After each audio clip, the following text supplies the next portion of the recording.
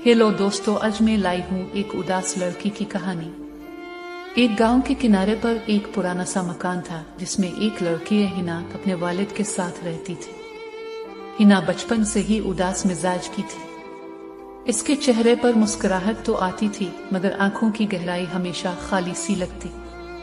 इसकी मां का इंतकाल तब हुआ जब वो सिर्फ 8 साल की थी। इस दिन के बाद से इसकी जिंदगी की रौनकें जैसे छन गई।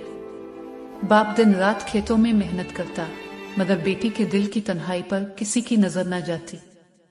हिना के पास खेलने के लिए दोस्त तो थे मगर वो ज्यादातर खामोशी इख्तियार करती। बच्चे इसे खेलने के लिए बुलाते मगर वो सिर्फ मुस्कुराकर इनकार कर देती। वो ज्यादा वक्त खिड़की के पास बैठकर आसमान को देखती और सोचती, काश बादलों के पार कोई ऐसी दुनिया हो जहां दुख ना हो, जहां माएं हमेशा जिंदा रही और दिल कभी तन्हा ना हो।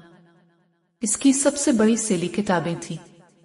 वो पुरानी कहानियों और शायरी की किताबों में गुम रहती। वो सोचती कि शायद एक दिन इसकी अपनी जिंदगी भी किसी कहानी की तरह खूबसूरत बन जाएगी, लेकिन हकीकत कहानियों की तरह आसान नहीं होती। एक दिन गांव में मेला लगा। सब बच्चे खुशी खुशी झूले झूल रहे थे। रंग बिरंगी रोशनियों से हर तरफ खुशी का समा था, मगर हिना एक कोने में बैठकर सबको देख रही थी। इसके दिल में ख्वाहिश तो थी कि वो भी हंसे, दौड़े और झूले झूले, लेकिन कुछ इसे रोक लेता। ऐसा लगता जैसे इसके दिल के गिर्द कोई बोझ हो जिसने इसे कैद कर रखा। इसी लम्हे एक बूढ़ी औरत वहां से गुजरी। इसने हिना के चेहरे पर गहरी उदासी देखी और पास आकर पूछा, बेटी तुम अकेली क्यों बैठी हो? हिना ने हल्की मुस्कुराहट के साथ कहा, बस यूं ही, दिल नहीं चाह रहा। बूढ़ी औरत ने इसका हाथ थामा और नरमी से बोली, उदासी को दिल में कैद मत कर, यह जहर बन जाती है।